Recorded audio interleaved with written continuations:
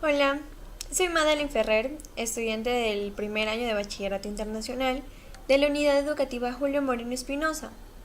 Y hoy les voy a hablar sobre cómo podemos realizar un comentario lingüístico, que es una de las preguntas del examen. En ella nos piden que respondamos a 3 subpreguntas más, así las podemos denominar. La primera consiste en la enunciación del tema, del texto propuesto. Para ello podemos seguir algunas recomendaciones. Entre ellas está que debemos sintetizar el contenido del texto. Es decir, debemos ser lo más breves posibles, dando una idea principal de lo que se expone en el texto, evitando emplear palabras ambiguas o superfluas que tergiversen lo que queremos realmente expresar. Basta con emplear una frase breve sin verbo que precisamente realice lo que ya mencioné, dar a conocer la idea principal del texto. Otra recomendación que debemos emplear, porque nos es útil, que para deducir el tema y se nos haga fácil, debemos fijarnos en cuál es la palabra que más se repite dentro del contenido del texto, de modo que esto nos permitirá concluir a cuál es la idea en sí que tiene el texto. Además, debemos tener presente y reconocer sobre todo cuál es la intención del autor al crear la obra que se nos propone. Bien, esto es en cuanto a la primera subpregunta, que es enuncie el tema del texto que se propone. La segunda subpregunta nos pide que describamos las características tanto lingüísticas como estilísticas del texto. Para ello debemos evitar ciertas cosas y debemos realizar otras para que sea un comentario de calidad. La primera cosa que debemos evitar es la empleación de epígrafes o subepígrafes, que es decir, dar a conocer cuál es la idea en sí, digamos, verdadera del texto. En lugar de ello, podemos dividir el texto en planos, introduciendo ideas argumentativas sobre las características del texto. Como segunda cosa que no debemos hacer es enumerar las características presentes en el texto. En vez de ello, debemos redactar las ideas, deben ir escritas a renglón seguido. Y por último, debemos aniquilar 100% la idea de que podemos parafrasear el texto, porque el comentario no es un pretexto para hacerlo, simplemente debemos exponer las características que éste presenta. También para realizar las características tanto lingüísticas como estilísticas, nuestro comentario debe seguir un orden, y podemos incluir lo que es la introducción, que como ya sabemos se refiere a la obra en sí, digamos a sus contextos, que en general es el contexto histórico, que abarca el contexto social, económico, cultural, religioso, ideológico, etc. El ambiente, el espacio y tiempo donde fue redactada la obra. Podemos explicar características del autor, pero siempre y cuando siendo lo más breves posibles, porque no podemos darnos el lujo de extendernos mucho. También se encuentra la estructura. En ella se hará presente la organización tanto de las ideas principales como las ideas secundarias y la relación que tienen entre ellas, o sea, las que están presentes en el texto.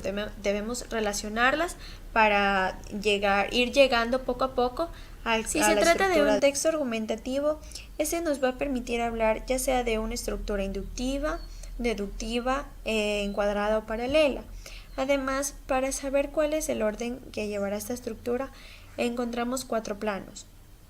El primer plano es el plano pragmático, que hace referencia a lo implícito del texto, o sea, lo que no está reflejado en él, pero que es fácil de interpretar, como lo es la intencionalidad, que puede ser didáctica, persuasiva, crítica, estética, etc. O también podemos enfocarnos en las funciones del lenguaje, en la que podemos identificar si se emplea un lenguaje fático, expresivo, poético, entre otros. De igual modo, dentro de este plano encontraremos lo que es el uso de coherencia y cohesión textual más significativos, como lo es la deixis o la anáfora, y entre otros. Es el plano fonético-fonológico, que, como su nombre mismo lo indica, hace referencia al tipo de entonación que se emplea en el texto. Y los más comunes, como ya sabemos, es la exclamación o la interrogación, pero asimismo pueden tener lugar otros. Este plano es más utilizado en alguna composición lírica, en donde nos vamos a enfrascar por mencionar todo lo referente o relativo a la rima, a la medida de los versos o la métrica, conocida así, los tipos de composición, los acentos internos y las sinalefas o dialefas. En este plano también las figuras literarias que más sobresalen es la literación, que es la figura literaria en donde las palabras se utilizan en forma de rápida sucesión, debido a que empiezan con una letra que pertenecen al mismo grupo de sonidos. Y la onomatopeya, que como ya sabemos es la imitación de algún sonido que no es propio de nuestro lenguaje, o sea, del lenguaje humano. Como tercer plano tenemos el plano morfosintáctico, que como el plano mismo nos indica, es la formación de 2 planos. El plano morfológico, que hace referencia al tipo y abundancia o no, tanto de sustantivos, adjetivos, adverbios o verbos que están presentes en el texto, de modo que vamos a reconocer cuál es la palabra que pertenece a cualquiera de estos grupos ya nombrados, que predominan y a los que se encuentran escasos. Y el plano sintáctico, que en cambio se va a referir a la existencia o no de oraciones tanto simples y compuestas, a la coordinación y a la subordinación en conjunto con el tipo de las mismas. En este plano, algunas de las figuras literarias más destacadas son la anáfora, polisíndeton, asíndeton, retruécano, quismia, etc., que es importante investigarlas para saber de qué se tratan cada una de ellas. El último plano es el plano léxico-semántico, que hace referencia al nivel del uso del lenguaje, ya sea culto, estándar, coloquial, que es el más común porque lo empleamos cuando estamos con personas con las que tenemos confianza, pero sin llegar a emplear qué sé yo, apodos o cualquier otro elemento que ya pasaría a ser un lenguaje vulgar o un lenguaje técnico, que en cambio es empleado cuando estamos con personas que ya están adaptadas al tema del que vamos a hablar, es decir, ya tienen conocimiento de la temática a la que se va a referir.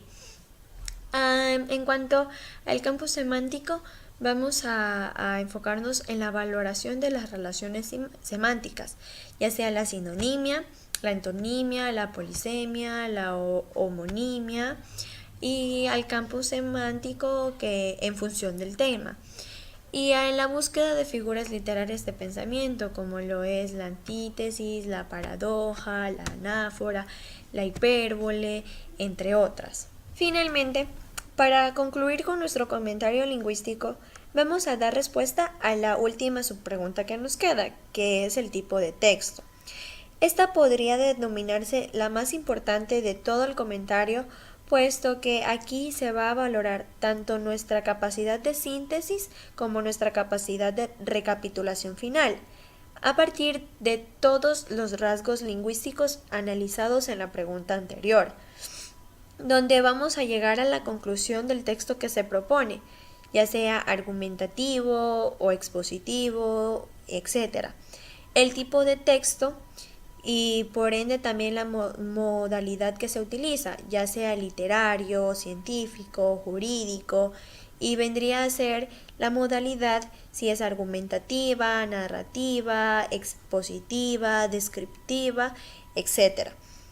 Y bueno, así es como vamos a tener un comentario lingüístico de calidad siguiendo estos pequeños pasos y podremos tener buenos resultados en las pruebas. Pongan en práctica todo lo que les he comentado y así tendrán éxito. Gracias por su atención.